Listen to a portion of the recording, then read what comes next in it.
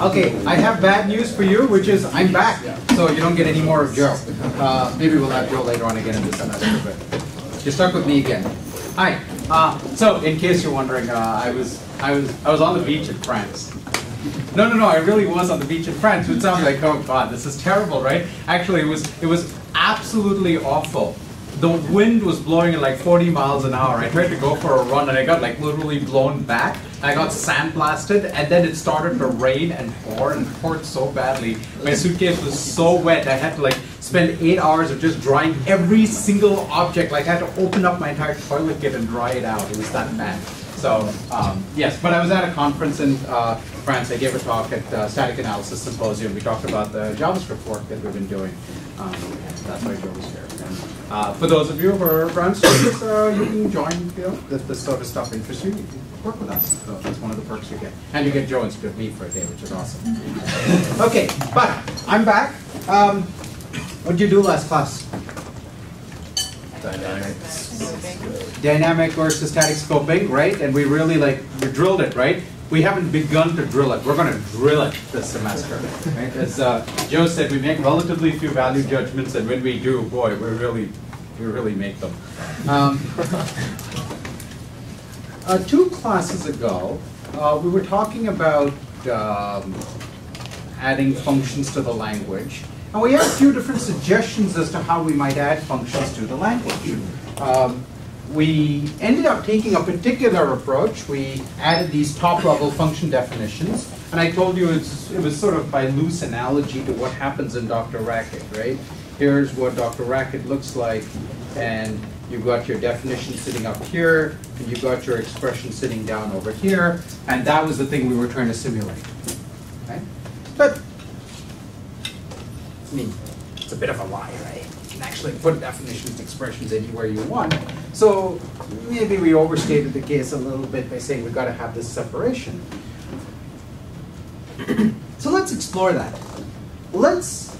There's another thing that's dissatisfying about it, because now we've got 2 data types floating around, right? We've got a data type for expressions, and we've got this other data type for function definitions. And function definitions are obviously not expressions, right? Right? They're obviously not expressions, right? Right? Yes.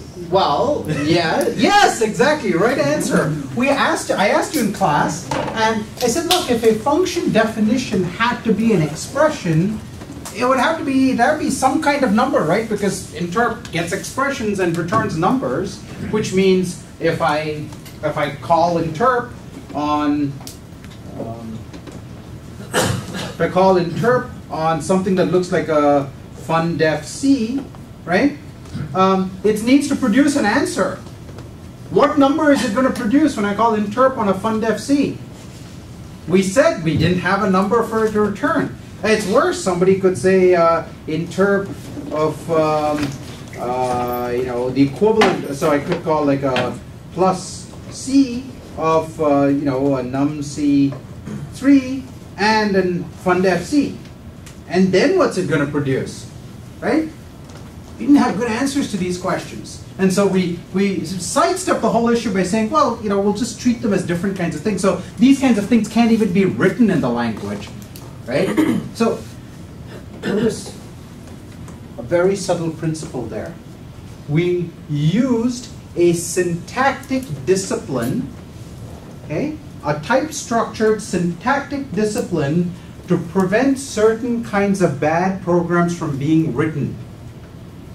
We used a syntactic discipline to prevent bad programs from being written. Okay?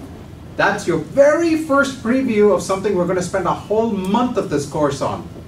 You know, of course, what I speak of, yes?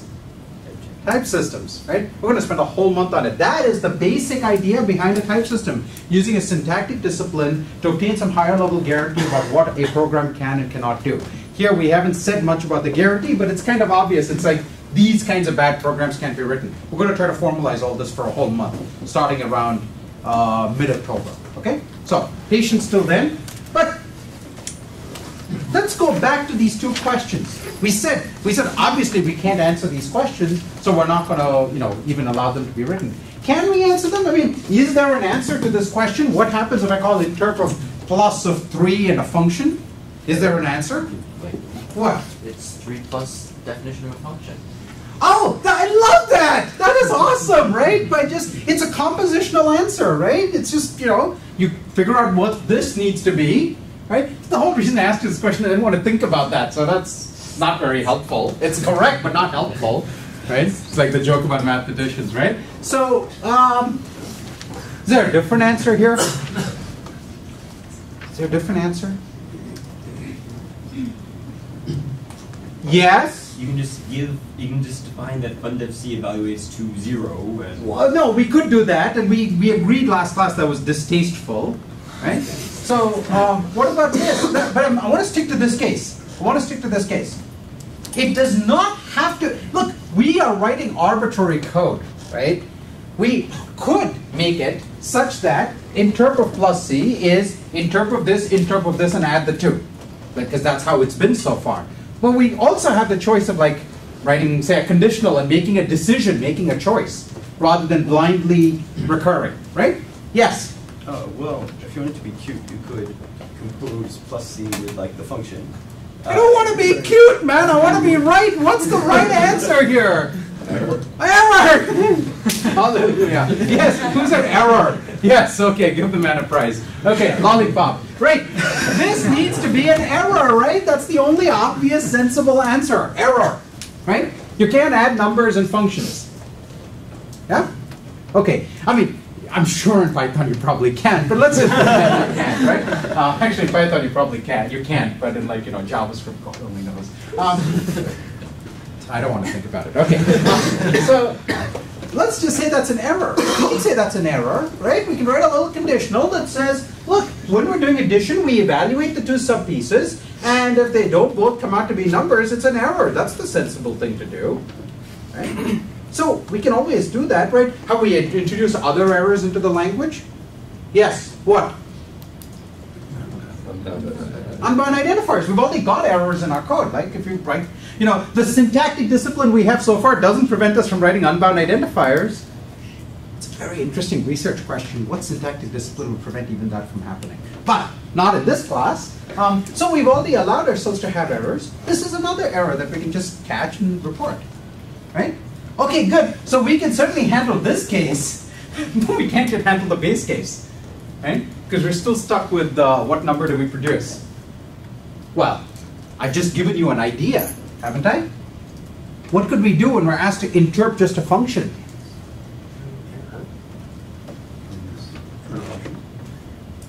Yes? You could pass in 0 for all its arguments in the list.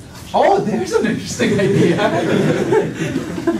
You really have, way too much JavaScript this summer. We got to cut back on it, man. We got to cut back on it. So yes, there is indeed a possibility you could pass in 0 for all of its arguments and see what happens. It might happen to launch satellites or something like that. But okay. Once a few missiles would be friends. It's just a test case anyway, right? So what else might we do?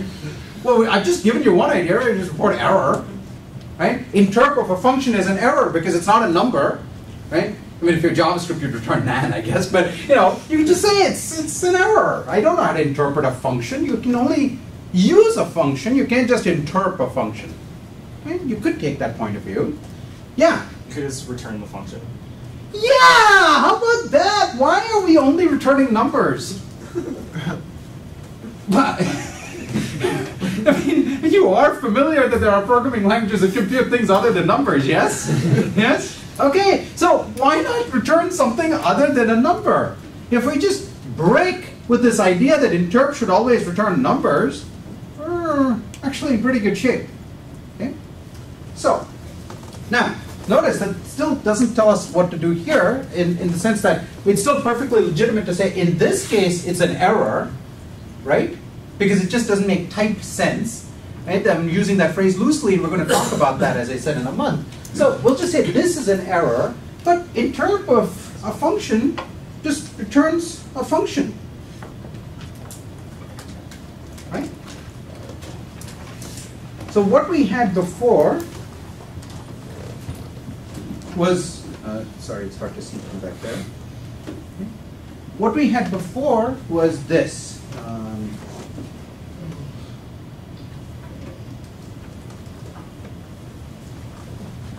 interp took an expression, an environment, a list of function definitions, and it returned something of type number. Yes? And what we're saying is we're going to change that. Well, let's talk about what we're going to change it to. So we want to change this. What are we going to change it to? What does interp now return? In some sense, we should never have written number there. Right? Number just happened to be a special case for the language that we happen to have at that moment, which has had only arithmetic in it. Okay? We want to talk more generally about answers or values. Okay? I'm going to use the term value in this course because that is in fact the technical term that we use in programming languages research. So if you go on to take a graduate course at some point, you take 273 this spring or something else, we're going to use the word value all over, so I might as well just get you used to that term. But value is just a fancy way of saying answer, right? We're writing things that evaluate, right? Evaluate. They turn things to values. They take e's, which are expressions, and turn them into values. That's where we're coming from. Yes? It's all Latin, as you know. So that's what we're trying to do. So we're reducing things to values. Right? Answers, values, interchangeable. So what we should have done in the first place is to say, what is an interpreter? An interpreter is something that consumes programs and turns them into values, as opposed to a compiler, which consumes programs and turns them into programs. Programs, right? It takes programs into programs, interpreters takes program into values, and JITs do something sort of in between, right? They will actually do some compilation and interpretation steps interleaved, and actually each one feeds into the other. Okay? So interp should have been essentially program and stuff as appropriate to value, right? What kind of stuff do we have? What kind of stuff do we have? We had the function definitions. What other stuff have we had? We added one bit of stuff 2 classes ago, which was the function definitions. Right? We added another bit of stuff. And the other bit of stuff we added was the environment. Right? Those are the 2 bits of stuff we found we needed to convert programs into answers. So now that we're talking about answers more broadly, values more broadly, we can allow that to be a multi-branch data type in itself.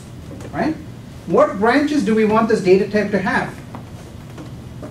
Well, there's one for obviously, right? We've always had one, which is numbers. And now we're proposing adding another one, which is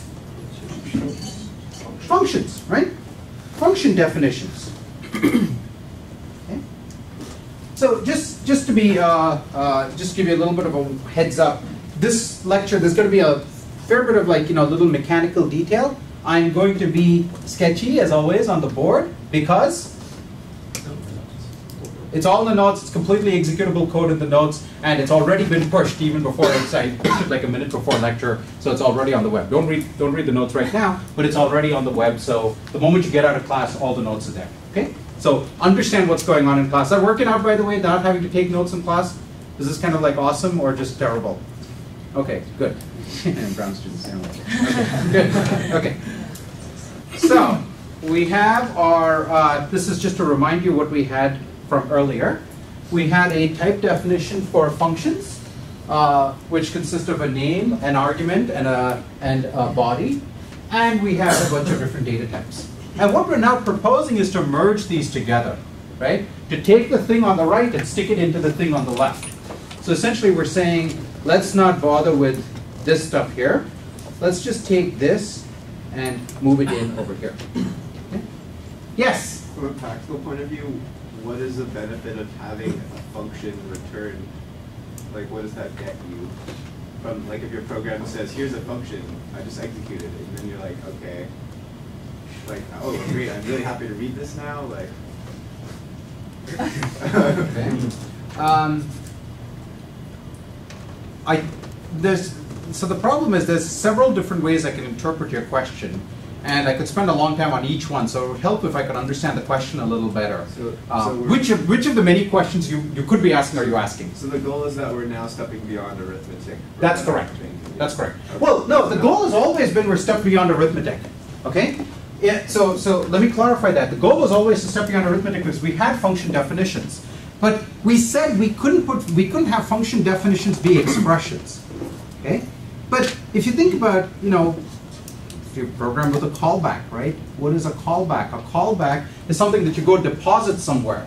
It's a value that you leave with somebody else and say, when you're ready, when this thing is available, it's the signaling mechanism. When the GUI layer has produced the keystroke, notify me by calling this function. Right? So you've essentially given a function to somebody else as a value for them to call back to you. That's what call back comes from. Right? Now, in Java, this gets obscured a little bit because what you provide is not a function, you provide a object. But what does that object contain? It contains a method that says, call back, right? Call me, this one, button ready, right? Message ready. So essentially what you're doing is you're bundling a bunch of functions into one, and we're going to talk about that in a few days. We're going to talk about objects and functions and their relationship to each other. Okay? But there's already a use for having a function that you can hand off to somebody else as an unevaluated value. This is the critical thing. There's the result of applying a function, but a callback is a function that has not yet been applied. The whole point is you don't get to decide when it's called. You give it to somebody else, and they call it only when the appropriate arguments are available. Right? So it's really critical that that function just sit there unevaluated till something else is ready to evaluate it. And that's what we're trying to do. We're trying to add, think of it as we're adding callbacks to the language. Okay? Good. So we want to make these FDCs just values in the language, right? We just want to make them part of the expression language. So they'll have a name, the name of the function, an argument, which is the name of the parameter, and a body expression, except of course now the body expression can also include function definitions, right? They can include other FDCs. Now, those of you who are wondering, I mean, I'm getting to exactly where you think I'm getting to, which is anybody who's programmed in Python or Racket or anything else is programmed with something called lambda, right? Which is functions that are expressions, function definitions that are expressions. And that's where I'm getting to, but I'm going to derive it for you in this class rather than just sort of explain it to you as a feature. Okay. So FDCs are now part of the language. Functions can contain other function definitions. Does adding them to the language, let's just reason from the point of view of the data type. Does adding them to the language affect how we evaluate numbers?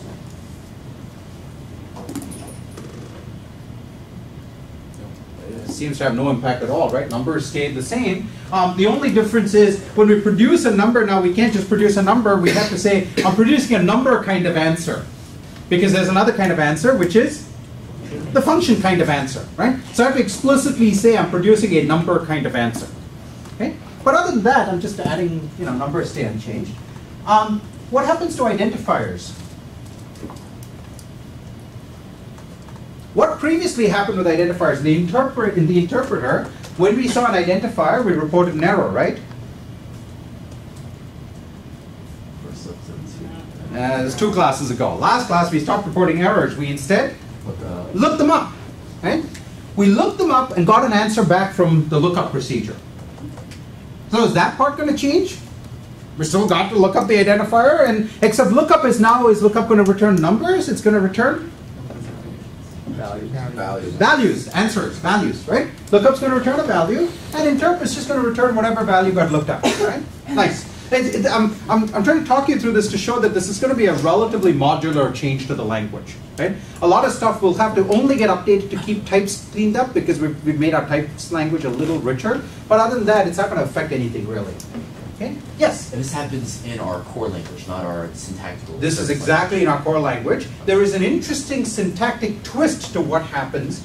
There's a nice bit of desugaring that you get, and if I don't get to it in class, it's all in the notes. Okay? There's a nice new piece of syntactic sugar you get once you add these to the language. But right now, we're totally at the core language. Great question. Okay. Applications. Do applications need to change in any way now that functions are values? Yeah? I mean, looking at the function. Yeah, short, yes or no? Yes. Almost certainly yes, right? I mean, functions and applications are deeply intertwined, so something's going to have to change. That's what we're going to spend a lot of time on today. So don't try to figure it all out in one step. But something's going to have to change over here. Okay? I haven't put mult here because mult always goes along with plus. What about plus? Is plus going to change? Yes? How is plus going to change? Well, we have to do some checking to make sure. What we just talked about, right? So plus is going to have to, it's going to check whether both the resulting calls from interp are producing numbers. If they are, it's going to do exactly what it did before. Otherwise, it's going to have to, report an error. Okay? It's actually a little more annoying than that because previously interp was just producing numbers, and so plus could just plus them, right? But now interp is going to produce things that say, I'm a number, right? And so it has to like pull up the actual numbers and add them up. Okay? It's like an annoying 3 extra lines of code that are in the notes. And so it all comes down to application. In an application, here's our old rule for application. Okay? What did we do? We took the name of the function and looked it up. We interpreted the body.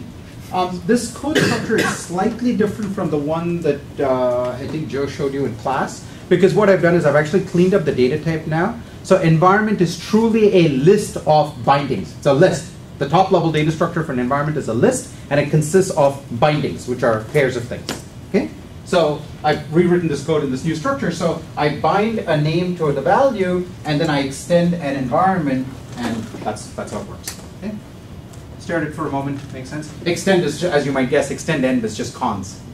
An empty end is empty, so I'm just consing a new binding onto the empty environment. Okay? Yes? Good? All right. And I have the list of function definitions. Okay. Let's go to the type of interp and ask, what is going to change? There's already one change that's been indicated, yes? The line in red. What goes in place of the red thing? Value, right? Instead of a number, we're going to return a value, which can be a number, but it can also be these function type things, which we haven't figured this out, by the way. So if you're not sure what they are exactly, I'm with you. We're still figuring this out. What else is going to change? Is anything else going to change? Anything else going to change? Yes? The FDS is now, there's no fundfc anymore. Yeah, well, there is a fundef, there's FDCs, right? But we don't need a list of function definitions anymore because we've just stuck them into the program, right? The function definitions are now resident inside the program. I mean, we could still have a list of FDSs, right? That corresponds to top level definitions. But for simplicity, it's going to be easier if we could just say, look, let's not worry about the top level at this point, right? All we're worried about is understanding what these local function definitions are and how they work, okay? And then this top level stuff just becomes a distraction. So just to make life easier, we're gonna, because when I look up something, am I looking it up here? Am I looking it up there? Just, it's right there, okay? So let's just throw this out for now. We have no real need for this right now. Okay? So we don't replace anything, we just throw it out. We're just interested in function definitions that are sitting in the body. It's going to turn out that that is interesting enough in its own right. You had your hand up. Yeah, well, I was thinking you still have to look things up. Like if you run across a function, you still have to look it up. Where do you look it up if you're not, you don't have a list? Did you put it in your environment or? So I'm imagining a language. Let me write here. I'm imagining a language where I can write a program like. I'm going to write in a concrete syntax, but imagine the abstract syntax equivalent.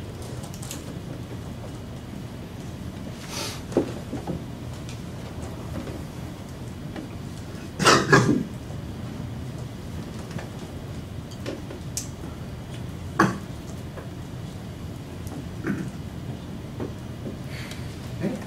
So this thing over here is my old FDC that used to be sitting out at the top, okay? And so I'm just going to stick it right in place. Okay? It's no longer sitting at the top, it's sitting right there in place, okay? And it's got, in this case, it's been applied to an argument, 3, right? Which in turn is then in part of an addition, and so it's gonna, what is this program gonna produce as an answer? 36. What? 36. Is that right? Is that a multiply? Oh, well, if you can't read the operations, you should just make something up.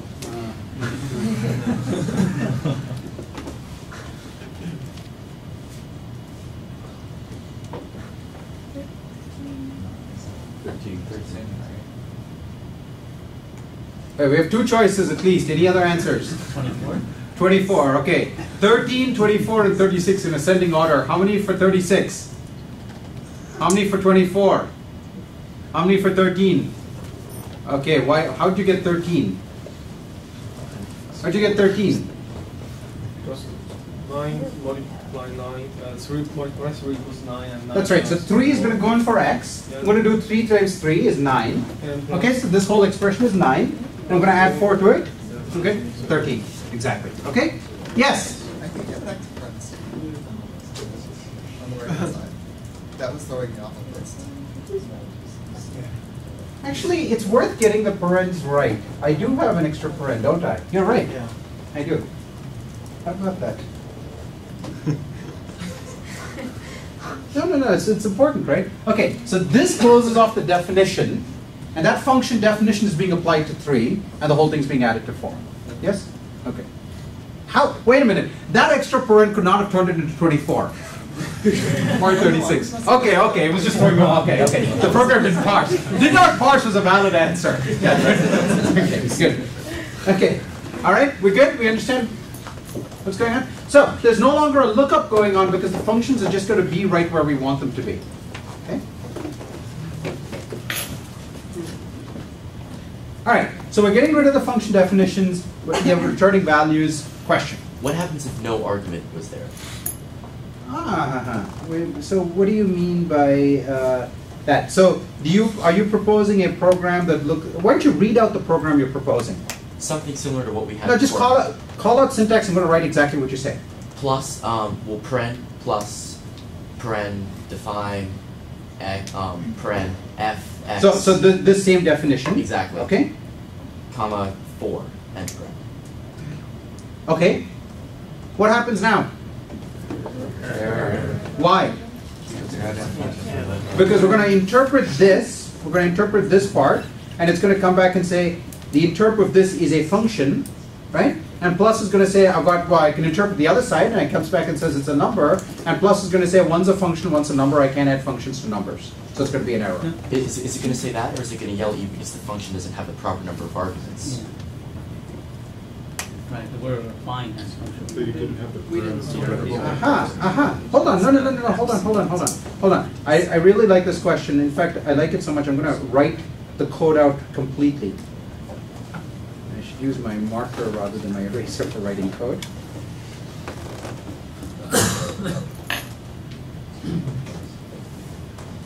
Okay?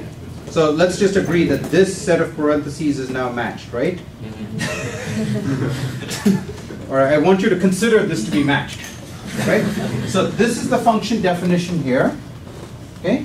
And that's the argument over there. Okay, so one possible thing to say is, look, I come to interpret this define, right? And I find that it's not being applied to anything, which means that's an error. Is that a proposal? Is that your proposal? Not being applied to anything in terms of it doesn't have an argument with it, x. So add a list of parentheses. Well, Yeah, so I guess it would depend on how many sets of parentheses you have surrounding the define. yeah, but so good. The key thing you need to do is to be able to say something that distinguishes between this case and this case that is not context sensitive. See, here's the problem. You want to write something that's recursive descent. You want to go down and interpret each of the subpieces. In fact, you were the one who wanted to go down and interpret each of the subpieces. Okay? So you want to be able to interpret each of the subpieces, which means you want to interpret this subpiece over here. And it says, so what are we looking at? We're looking at an application. I interpret the first piece and it comes back and says it's a function. It's like, good, haha, okay. That's what I need for an application, right? The first piece needs to be a function. And I'm going to interpret the second piece, and it comes back and says number. And I say, okay, maybe it matters what the second piece is. It certainly matters if the first piece is a function. Okay? So I have a function, I have a number, and then we have to write the code for apply to figure out how that works. Okay? But we did that by doing a recursive descent into each of the subpieces. Right? Here, my interp, so I want you to imagine this eye of this interp, kind of like, Turing machine eye kind of thing, right? It's just looking at one sub-expression at a time. And it's looking at the sub-expression and it's told, it's a definition, it's a function definition. And it's like, that's cool. But it doesn't know what its calling context is. So it doesn't know whether it's been applied to 0 arguments or 1 argument or not even applied to any arguments, but put in a list. Who knows? It has no way of knowing. So at this point, when all it's doing is looking at this expression, it can't meaningfully report any kind of error. Right? The error is a function of the context, not of the expression itself. Right? So this exact same expression, you would like to think that interp for the same expression always gives you the same answer. Right? That would be a really nice property, because otherwise, we'd have to, we wouldn't know what interp's really doing. Right? So this exact same expression in one context is perfectly legal, in another context is perfectly illegal. That means it's the context that had to make the decision. So here it was the application rule that said, oh, I got a function, that's awesome. And here the addition rule says, I got a function, not good at all. Does that help? A little.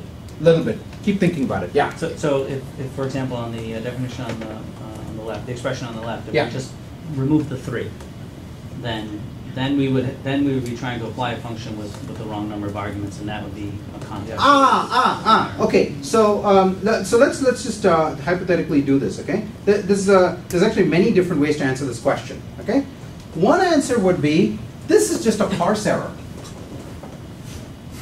Right? The parser says, I see something that looks like an application. All applications have to have a function position and an argument position. I'm going to parse the function position. I'm going to, oops. There is nothing in the argument position, so it's just a parse error. Presuming that we know that that's based on the rule that there is exactly one. That's exactly right. That's exactly right. So now supposing what I did was I generalized functions and said they can have as many arguments as you want. 0 or 1. Then the parser probably doesn't know. I say probably because I'm just being pedantic. But the parser probably doesn't know that the function wanted 1 argument. Okay? In fact, you could argue that in a general purpose language, it's actually undecidable to know at that point how many arguments it's going to need, right? Because there could be some arbitrary computation going on there, right? So I don't know how many arguments it needs, and then it would be the application rule, and I think this is what you guys are getting at. It would be the application rule that says, I see you have in the function position a function that wants 1 argument, in the argument positions, well, there's nothing, and that's a mismatch, okay? That makes perfect sense. Was that really what you were getting at? Very good. That help? Questions about that? Good. Just a remark. Our interpreter doesn't act in a vacuum. Like the expression x is interpreted differently depending on the environment. Also. Wonderful, wonderful, wonderful. I actually got caught. I said our interpreter always does the same thing on every input. On a given input, it always does the same thing. And the answer is no, it doesn't. If you take an identifier, sometimes it produces an answer by looking it up in an environment, and sometimes gives you an error saying it's not defined, right? So you can choose forward type text. But I will recover my claim by pointing out that the call to interp is still deterministic. Okay? It's not just the expression that it depends on, it also depends on the FDs, because the function name could be not found as well. Okay? And the identifier could be not found. But if you give me a given expression, a given environment, and a given FDs, then you will always get the same answer. Okay? Excepting, alpha particles. Yeah. And then also, in our new function definitions, does f become a symbol in the inside? We'll get to that. We'll get to that. Okay. Okay. Good. Everyone on the same page now?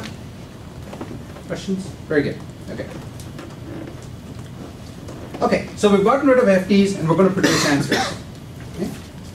So one of the rules we're going to need is, what do we do if I've given an FDC, right? And an FD has what? It has 3 parts, right? It has the name of the function, It has the name of the parameter, and it has a body. Yes? Fabulous. We're just returning functions, right? We just return the, so expr, notice I'm going to write something here that may look a little confusing. I'm going to write expr here, right? Because expr is an FDC. It's an instance of FDC, yes? So when I say expr in the answer, I mean, I'm just returning the thing that I got as the input. Okay? Now, really, I ought to put a little wrapper around it saying it's a function kind of value.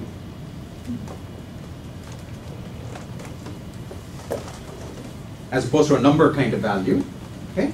But other than that, same thing. Good? Yes. Okay. So the wrapping code, you can read the notes to see exactly how I do it. But essentially, I'm saying it's an answer. It's just a function kind of answer, so it's not confused with the number kind of answer. Question? I think you need to store the Are you not happy? environment. You're not happy with something. Let's move on. We'll come back to this. Let's first change the apply rule. Okay. Okay, let's see what needs to change in the apply rule. First of all, there's no get fundef anymore, right? We got rid of that whole fundef argument. So we'll just erase that. And just, careful. That's so I don't want to rewrite all the code with FD, but what is FD? The function definition we're looking for. This is the function definition you're looking for. It's sitting right there, right? Okay. Now,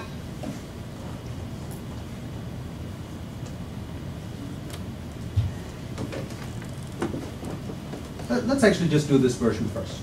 Okay, so what am I going to do? I'm going to pull out the body of the function definition. I'm going to, I can get rid of that because we just got rid of all of the FDs. And I'm going to extend the empty environment with, I'm going to take the argument, interpret the argument, bind it, and continue with my interpretation.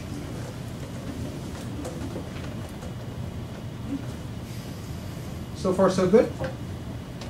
Not so far, not so good? Yes? Why don't you have to interpret F? That's a great question. That's a wonderful question. We didn't actually say what kind of thing is sitting there, right? Previously, in my app rule, I had the name of a function. Okay? I'm proposing that instead we have one of these FDC type things. Okay? I'm being a little loose about exactly the syntax here, but I'm saying it's just a syntactic function definition right there. Okay? But there's another thing it could be. What else could it be? It could be an expression, right? And that's exactly what you're getting at. It could instead be any old expression.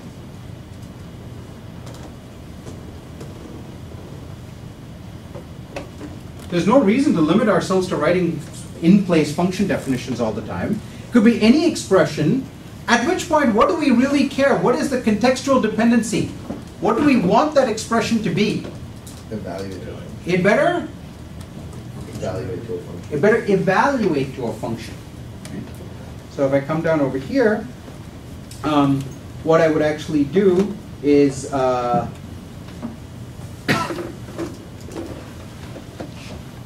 interp the function position, because now we know the function position is an expression.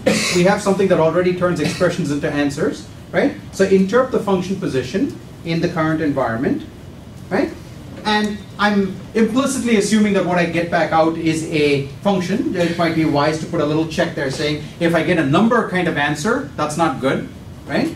But if I get a function kind of answer, that's perfectly legitimate, and go right ahead and work with it. Yes? So far, so good? So we've already generalized our language to allow the function position to be arbitrary expressions. You had your hand up before. We have another problem with environments now because we're extending the empty environment all the time, and now that function definitions are included in our environment. Yeah, oh God, okay. Yeah, we'll have to think about that. Okay, yeah. Why can't it be a number? Like if we apply anything to a number, why don't we just put out that number? Well, hold on. So this is the kind of source program we're talking about now.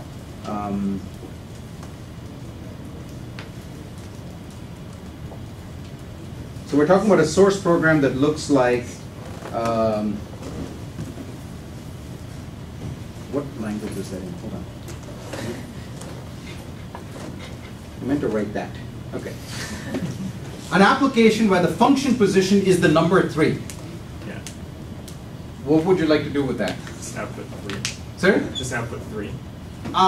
You do that. It'll make you happy, but I'm not happy with that. Okay? To me, in my world, that's called an error. I mean, look, even JavaScript considers that an error. That's like you're scraping the bottom of the barrel and then going below it and picking the muck up that's sitting under the barrel. If JavaScript considers an error, that's an error. No, but why should that be an error?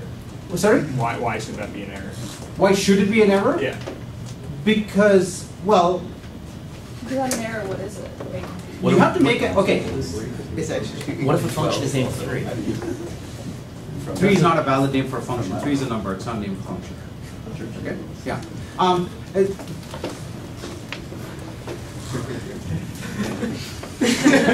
Okay. Do you believe that any program can possibly yield an error?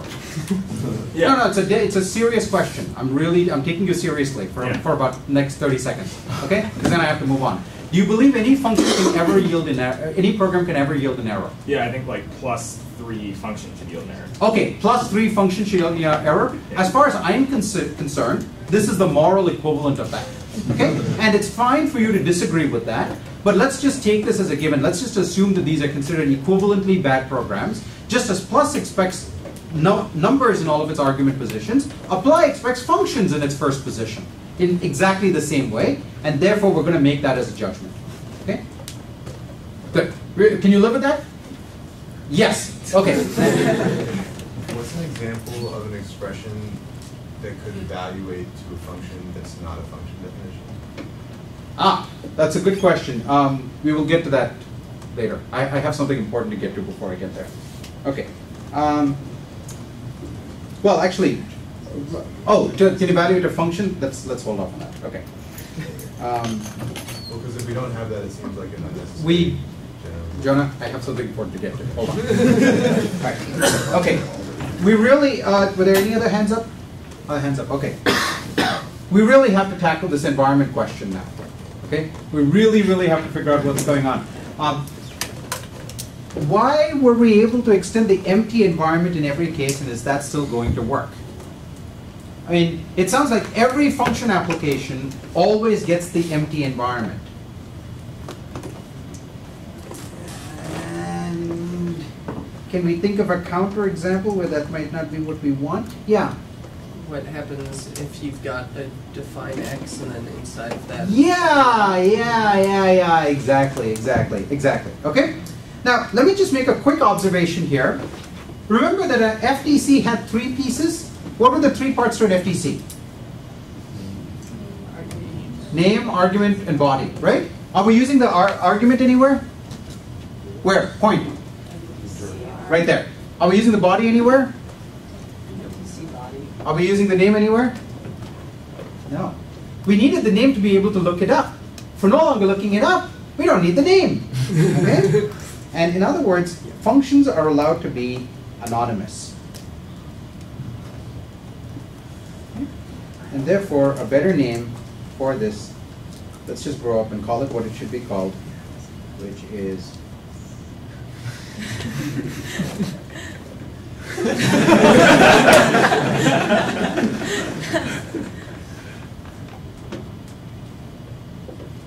those are lambdas. That's what a lambda is. And lambda is the observation that when you write the number 3 in your program, you don't first go writing like in your C programs, right? You don't actually say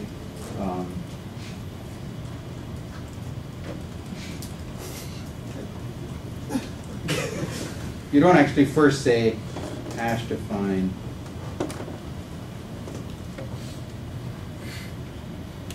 three, right? And then write THRE everywhere. You're actually allowed to, like, you know, you can actually say f of 3. It's amazing, okay? But functions, well, they better not get up to date. They need to, well, they can have no names too, okay? So these are lambda expressions, okay? And so what we're writing is essentially, if I can write this, right? So what happens is when I evaluate this, when I evaluate this outer lambda, okay, I get back the function, the lambda corresponding to this inner thing, right? Now, if I were doing this with substitution, what would happen? Let's say I apply this outer lambda, okay? I apply this outer lambda to 4, okay? I'll use different braces just to be really clear what I'm doing. What do we expect this program to evaluate to?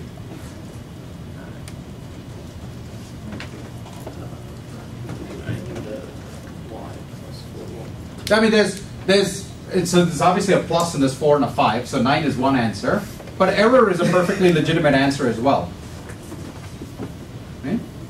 Well, what happens? We want 4 to be bound to x, and it's going to return a function, lambda y plus xy, right?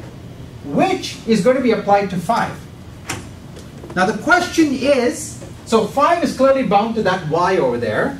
When we go to do the plus, we know y's value is 5. What is x's value? There are 2 possible answers. 4 and error. Which would you prefer? 4. You prefer 4, so you prefer that this program produce 9. Right? But if we always use the empty environment at the point of application,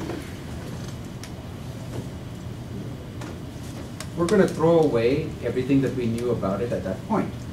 If we do substitution, notice, right? If we do substitution, what happens? We take the 4, we substitute x with 4, and we end up with the procedure lambda y plus 4y. And now we add 5 to it, and we get 9. There's no x to look up. That's the beauty of substitution. But we moved away from substitution for lots of good reasons. But that means we have to remember the substitutions that we were trying to perform at the point of defining a function. Okay? This is really important. When we evaluate a lambda expression, we have to remember the substitutions that we were trying to perform. Remember, Joe put up a word at the beginning of class yesterday. What was the first word he wrote? Deferred. Okay? We weren't changing the meaning of the language. We were just deferring substitution. We're putting it off in the environment. Okay? That means we have to remember those substitutions. So on a lambda c, okay, we have an argument and we have a body. We have to create a data structure that's going to remember what substitutions we were trying to do. And there's a name for that data structure. It's called a closure. Okay? And the name comes because we're trying to close the body over the substitutions that were present at the time. Okay? So the closure is going to have a name for the argument, a body, and it's going to remember the environment from the point where we were doing the evaluation. Okay? Now let's go back over here. So instead of FDC, we have closure, body, closure argument. Okay? Now the critical question is, what goes over here? There are 3 answers. Empty environment, okay? But that means we're always evaluating the body in the empty environment, and that doesn't make any sense because then any remembered substitutions are lost. We could use the N, or we could use the environment out of the closure. Okay? Well, we saved the environment, right? So we saved it for a good reason, to use it. Okay? So we're going to use the closure N from FD. here's a good exercise for you to do at home. If instead of the closure environment, you use end over here, which is the environment at the point of doing the evaluation of the call, how does that change the behavior of the program? Let me give you a hint. We already saw this 2 lectures ago. Okay? So I'm leaving this for you to think about at home on purpose because I think you will gain the most insight by actually trying it out. Take the interpreter, modify it to call env instead, and you have to be able to write a program that will produce different answers under end and under closure end. In fact, ideally all 3, env, empty end, and closure end. Those are 3 different choices. You should be able to write 1 or 2 small programs that produce 3 different answers, including error as a possible different answer. Okay? If you can do that, you've really understood it. If you can't, what should you do? Go to TARs. Go to TARs. It's really important that you do it. Okay? Really important you go to TARs if you can't produce those simple little programs. They're not simple, they're little. Okay? Questions? Okay, very good. Your first written homework went out today or is about to go out today. Anything else administrative about the class? Second assignment will go out today. The first assignment will be graded, tonight, tomorrow morning. Yeah. I mean, they've already graded it for us. Yeah, you already know your grade. But yeah, exactly. But you're going to find out how well you wrote. Yeah. Are you going to release solutions or like information about the solution? We will answer questions. Well, I mean, it's not clear what it means to post a solution to like the first homework, for example. Well, an explanation of the type of bug and yeah. If you want to release the code in like a few days, yeah, we can release the code and they can see. Oh, not yet. Yeah, we can't. Yeah. No, I mean, part of the problem is we have this deferred grading thing, right, where people can get capped grades. I don't know about that, but okay. Yeah, read the syllabus. There's grade capping, so people can take their time to get like a B, for example. And so if I give you the solutions, then you just turn it back in, and it's kind of hard for me to say no, that's wrong. I think if you just give us. Huh? Sorry? Okay. Also, if you just give us the code, it probably is going to be like, wait, because like probably just like, yeah. No, come talk to us. We're here to answer questions. Use us. Yeah. Shield. Yeah, exactly.